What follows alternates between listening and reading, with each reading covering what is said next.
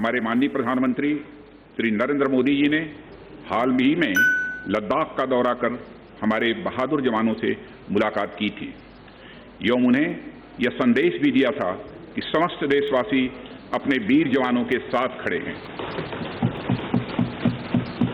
अध्यक्ष महोदय, मैंने भी लद्दाख जाकर अपने शूरवीरों के साथ कुछ समय बिताया है और मैं आपको यह बताना चाहता हूं कि मैंने उनके अदम्य साहस, शौर्य और पराक्रम को महसूस भी किया है। आप जानते हैं कि कर्नल संतोष बाबू और उनके 19 वीर साथियों ने अपनी मातृभूमि की रक्षा करते हुए अपना सर्वोच्च बलिदान दिया है। अध्यक्ष महोदय, कल ही सदन ने 2 मिनट मौन रखकर उन्हें अपनी श्रद्धांजलि अर्पित की है। सबसे पहले मैं संक्षेप में चाइना के साथ हमारे बाउंड्री इश्यूज के बारे में बताना चाहता हूं। जैसा कि सदन इस बात से अवगत है कि भारत एवं चीन की सीमा का प्रश्न अभी तक अनरिजॉल्व्ड है। भारत और चाइना की बाउंड्री का कस्टमरी और ट्रेडिशनल अलाइनमेंट चाइना नहीं मानता है। हम यह मानते हैं कि यह अलाइनमेंट वेल एस्टेब्लिश्ड भौगोलिक सिद्धांतों पर आधारित है, जिसकी पुष्टि न केवल ट्रीटीज और एग्रीमेंट द्वारा बल्कि हिस्टोरिक यूजेस के प्रैक्टिसेस द्वारा भी हुई है। इससे दोनों देश सदियों से अवगत हैं, जबकि चाइना यह मानता है कि बाउंड्री अभी भी औपचारिक रूप से निर्धारित नहीं है।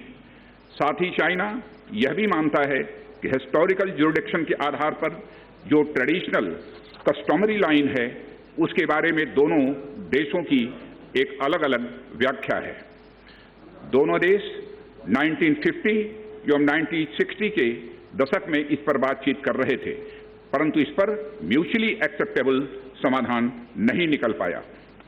जैसा कि यह सदन अच्छी तरह अवगत है कि चाइना भारत की लगभग 38,000 स्क्वायर किलोमीटर भूमि का अनधिकृत कब्जा लद्दाख में किए हुए है। इसके अलावा 1963 में एक तथाकथित बाउंड्री एग्रीमेंट के तहत पाकिस्तान ने पीओके की 5,180 स्क्वायर किलोमीटर भारतीय जमीन अवैध रूप से चाइना को सौंप दी है। चाइना अरुणाचल प्रदेश की सीमा से लगे हुए लगभग 90,000 स्क्वायर किलोमीटर भारतीय क्षेत्र को भी अपना बताता है।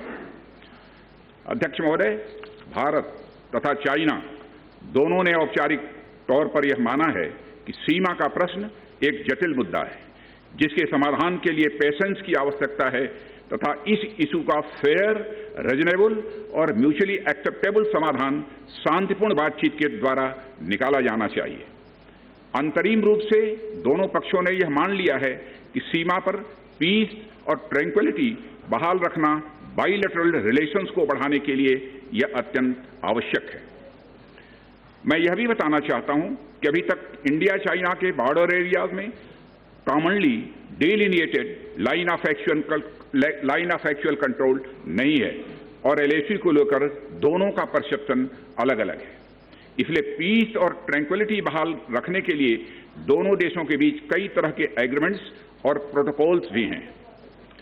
इन समझौतों के तहत दोनों देशों ने यह माना है कि एलएसी पर पीस और ट्रैंक्विलिटी बहाल रखी जाएगी, जिस पर एलएसी की अपनी अपनी रेस्पेक्टिव पोजीशंस और बाउंड्री क्वेश्चन का कोई असर नहीं माना जाएगा। इस आधार पर वर्ष 1988 के बाद से दोनों देशों के बाइलेटरल रिलेशंस में काफी विकास हुआ था।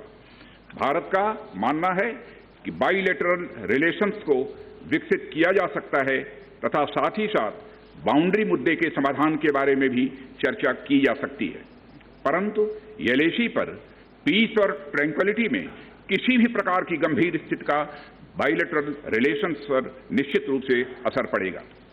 अध्यक्ष महोदय, वर्ष 1993 और 1996 के समझौते में इस बात का जिक्र है कि एलएसी के पास दोनों देश अपनी सेनाओं की संख्या कम से कम रखेंगे।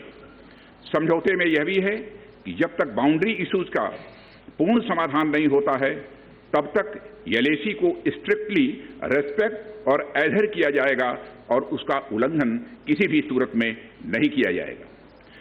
इन समझौतों में भारत व चाइना एलएसी के क्लैरिफिकेशन द्वारा एक कॉमन अंडरस्टैंडिंग पर पहुंचने के लिए भी कमिटेड हुए थे। इसके आधार पर 1990 से 2003 तक दोनों देशों द्वारा एलएसी पर एक कॉमन अंडरस्टैंडिंग बनाने की कोशिश की गई, लेकिन इसके बाद चाइना ने इस कार्रवाई को आगे बढ़ाने पर सहमति नहीं जताई। इसके कारण कई जगहों पर चाइना तथा भारत के बीच एलएसी परसेप्शंस में ओवरलैप है।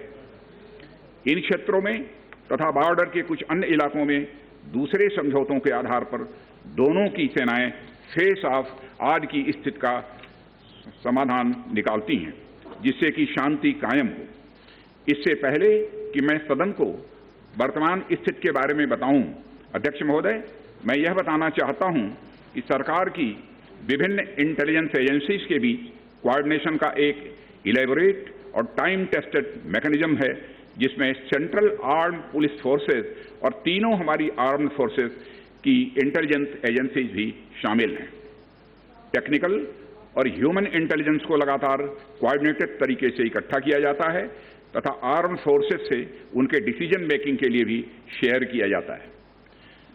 अध्यक्ष महोदय, अब मैं सदन को इस साल की उत्पन्न परिस्थितियों से अवगत कराना चाहता हूं। अप्रैल माह से ईस्टर्न लद्दाख की सीमा पर चाइना की सेनाओं की संख्या तथा उनके आर्मामेंट्स में काफी वृद्धि देखी गई है। मई महीने के प्रारंभ में चाइना ने गलवान घाटी क्षेत्र में हमारी ट्रूप्स के नॉर्मल ट्रेडिशनल पेट्रोलिंग पैटर्न में व्यवधान शुरू किया, जिसके कारण फेस ऑफ की स्थिति उत्पन्न हुई। ग्राउंड कमांडर्स द्वारा इस समस्या को सुलझाने के लिए विभिन्न समझौतों तथा प्रोटोकॉल के तहत वार्ता की जा रही थी। इसी बीच मई महीने के मध्य में चाइना द्वारा वेस्टर्न सेक्टर में कई स्थानों पर एलएसी पर ट्रांसग्रेशन करने की कोशिश की गई। इसमें कोंगकाला, गोगरा एंड पेंगोंग लेक का नॉर्थ बैंक शामिल है। इन कोशिशों को हमारी सेनाओं ने समय पर देख लिया तथा उसके लिए आवश्यक जवाबी कार्रवाई भी की है। अध्यक्ष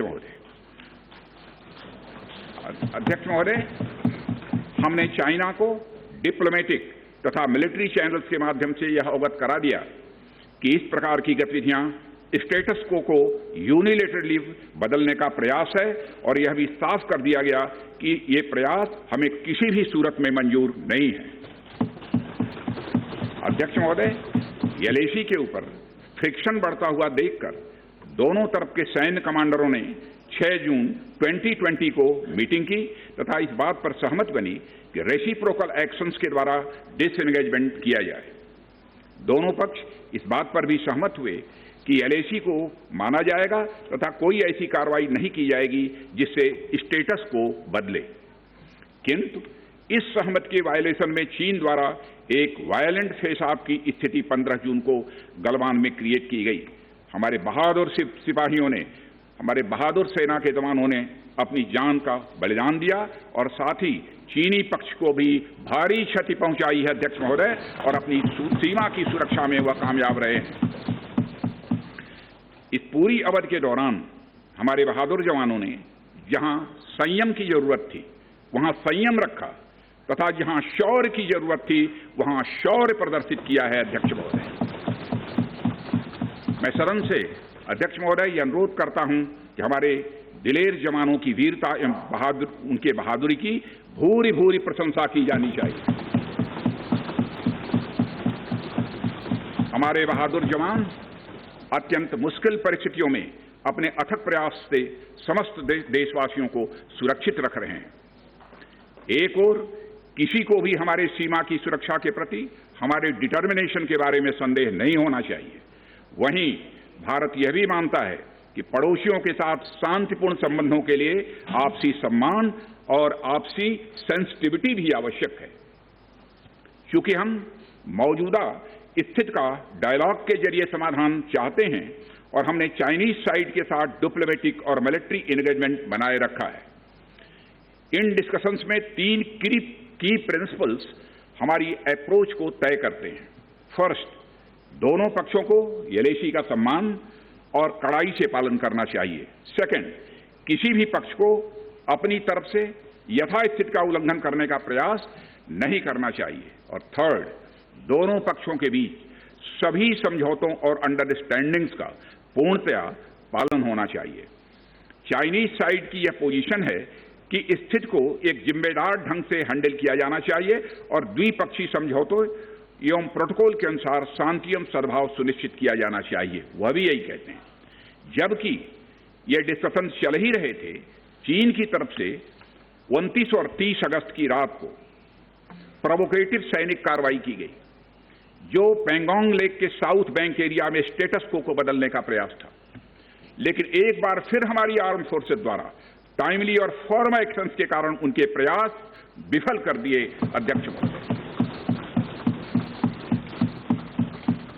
अध्यक्ष महोदय, जैसा कि उपर्युक्त घटनाक्रम से यह स्पष्ट है, चीन की कार्रवाई से हमारे विभिन्न द्विपक्षीय समझौतों के प्रति उसका डिसरिगार्ड पूरी तरह से दिखता है। चीन द्वारा ट्रुप्स की भारी मात्रा में तैनाती किया जाना 1993 और 1996 के समझौतों का यह उल्लंघन है। एलएसी का सम्मान करना और उसका कड़ाई से पालन किया जाना सीमा क्षेत्रों में शांति और सद्भाव का आधार है और इसे 1993 एवं 1996 के समझौते में स्पष्ट रूप से यह स्वीकार भी किया गया है। जबकि हमारी आर्म्ड फोर्सेस इसका पूरी तरह से पालन करती हैं। चाइनीज साइड की ओर से ऐसा नहीं हुआ है। उनकी कार्रवाई के कारण एलएसी के आसपास समय समय पर फेस ऑफ्स और फ्रिक्शंस भी पैदा हुए हैं। जैसा कि मैंने पहले भी उल्लेख किया, इन समझौतों में फेस ऑफ की स्थिति से निपटने के लिए विस्तृत प्रोसीजर्स और नॉर्म्स भी निर्धारित हैं। तथापि इस वर्ष हाल की घटनाओं में चाइनीज फोर्सेस का वायलेंट कंडक्ट सभी म्यूचुअली एग्रीड नॉर्म्स का पूरी तरह से उल्लंघन है। अभी की स्थिति के अनुसार चाइनीज साइड ने एलएसी और अंदरूनी क्षेत्रों में बड़ी संख्या में सैनिक टुकड़ियां और गोला बारूद मोबिलाइज किया हुआ है। पूर्वी लद्दाख और गोगरा और कोंकला और पेंगोंग लेक का नॉर्थ और साउथ बैंक पर कई फ्रिक्शन एरियाज हैं। चीन की कार्रवाई के जवाब में हमारी आर्म्ड फोर्सेज ने भी इन क्षेत्रों में उपयुक्त काउंटर डिप्लॉयमेंट्स किए हैं अध्यक्ष महोदय, ताकि भारत के सिक्योरिटी इंटरेस्ट को पूरी तरह से सुरक्षित रखा जा सके। अध्यक्ष महोदय, मैं सदन को आश्वस्त रहना चाहिए कि हमारी आर्म्ड फोर्सेज इस चुनौती का सफलतापूर्वक सामना करेंगी और हमारी आर्म्ड फोर्सेज साथ ही साथ जिस प्रकार की उनके द्वारा आज भी कार्रवाई की जा रही है, जिस प्रकार से सीमा की रक्षा की जा रही है, हम सबको हमारी आर्म फोर्सेज के ऊपर गौरव है अध्यक्ष महोदय, गौरव की अनुभूति होती है। अभी जो स्थिति बनी हुई है उसमें सेंसिटिव ऑपरेशनल इश्यूज शामिल हैं। इसलिए मैं इस बारे में ज्यादा ब्यौरा का खुलासा यदि करना चाहूं तब भी नहीं कर सकता हूं अध्यक्ष महोदय, यह हमारी एक सीमा है और मैं आश्वस्त हूं यह सदन हमारी इस सेंसिटिविटी को भी समझेगा। और अध्यक्ष महोदय, मैं कोविड-19 के चैलेंजिंग समय में हमारी आर्म्ड फोर्सेस और आईटीबीपी के तेजी से डिप्लॉयमेंट हुई हैं और उनके प्रयासों को एप्रिशिएट किए जाने की जरूरत है। और यह इसलिए भी संभव हुआ है क्योंकि सरकार ने पिछले कुछ वर्षों में बॉर्डर इंफ्रास्ट्रक्चर के विकास को काफी अहमियत दी है। सदन को जानकारी है कि पिछले कई दशकों में चीन ने बड़े पैमाने पर इंफ्रास्ट्रक्चर एक्टिविटी शुरू की है, जिनसे बॉर्डर एरिया में उनकी डिप्लॉयमेंट क्षमता भी बढ़ी है।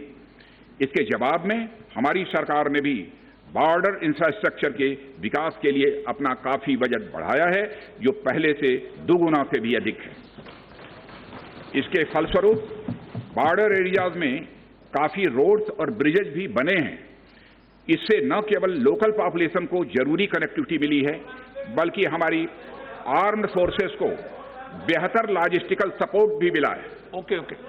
अध्यक्ष महोदय, इसके कारण वे बॉर्डर एरियाज में अधिक अलर्ट रह सकते हैं। 1 मिनट, सेक्रेटरी जनरल ट्रांसलेशन शुरू कर दें। आ रहा है, एक बार चेक कर लो। ठीक, एक बार चेक कर लें दोबारा। ठीक, ओके। अध्यक्ष महोदय, इसके कारण वे बॉर्डर एरियाज में अधिक अलर्ट रह सकते हैं और जरूरत पड़ने पर बेहतर जवाबी कार्रवाई भी कर सकते हैं। आने वाले समय में भी सरकार इस उद्देश्य के प्रति पूरी तरह से कमिटेड रहेगी, यह मैं सदन को आश्वस्त करना चाहता हूं। आदरणीय अध्यक्ष महोदय, मैं इस बात पर बल देना चाहूंगा कि भारत हमारे बॉर्डर एरियाज में मौजूदा मुद्दों का हल शांतिपूर्ण बातचीत और कंसल्टेशन के जरिए किए जाने के प्रति कमिटेड है। इस उद्देश्य को पाने के लिए मैं अपने चाइनीज काउंटर पार्ट से 4 सितंबर को मॉस्को में मिला और उनसे हमारी इन डेप्थ डिस्कशन भी हुई। मैंने स्पष्ट तरीके से हमारी चिंताओं को चीनी पक्ष के सामने रखा, जो उनकी बड़ी संख्या में ट्रूप्स की तैनाती और उनका एग्रेसिव बिहेवियर और यूनिलैटरल स्टेटस को बदलने की कोशिश से रिलेटेड था। मैंने यह भी स्पष्ट किया कि हम इस मुद्दे को शांतिपूर्ण ढंग से हल करना चाहते हैं और हम चाहते हैं कि चीनी पक्ष हमारे साथ मिलकर काम करे। वहीं हमने, अध्यक्ष महोदय, यह भी स्पष्ट कर दिया कि हम भारत की सॉवरेनिटी और टेरिटोरियल इंटीग्रिटी की रक्षा के लिए पूरी तरह से डिटरमिन्ड हैं।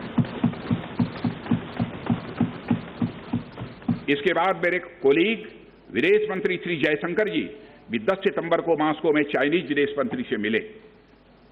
दोनों एक एग्रीमेंट पर पहुंचे कि यदि चाइनीज साइड द्वारा सिंसियरली और फेथफुली एग्रीमेंट को इंप्लीमेंट किया जाता है तो कंप्लीट डिसएंगेजमेंट प्राप्त किया जा सकता है और बॉर्डर एरिया में शांति स्थापित हो सकती है।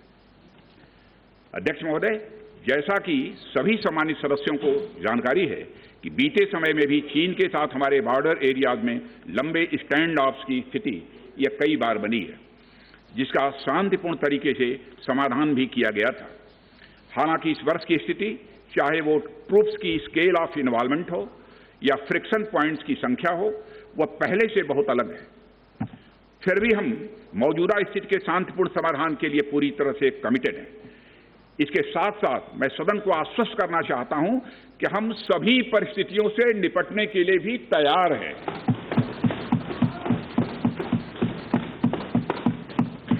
अध्यक्ष महोदय, इस सदन की एक गौरवशाली परंपरा रही है।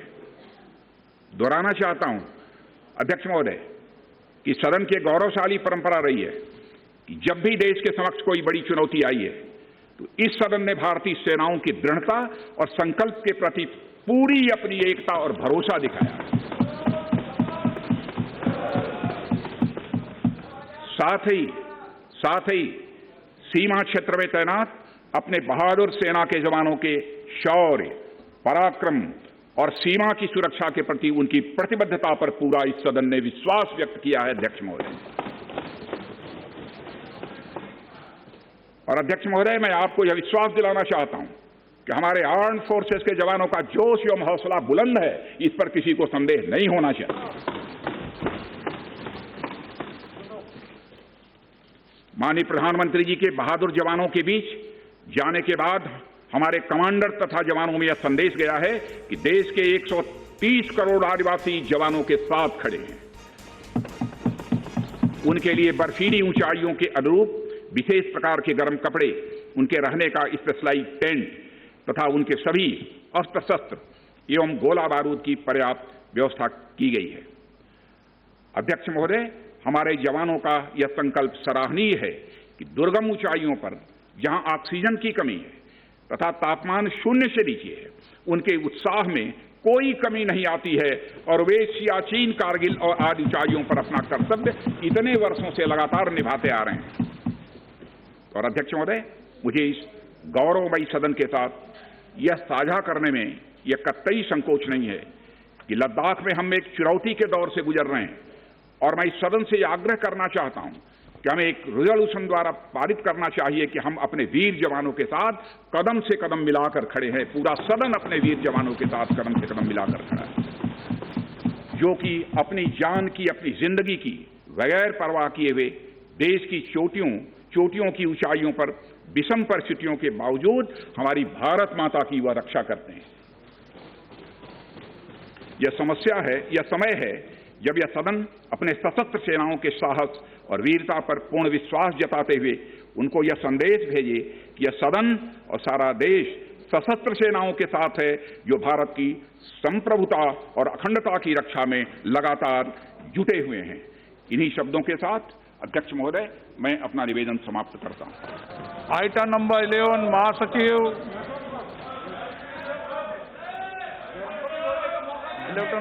महासचिव न्यूज टॉप 9 रोज सुबह 7 बजे और शाम 7 बजे सिर्फ TV9 भारतवर्ष पर।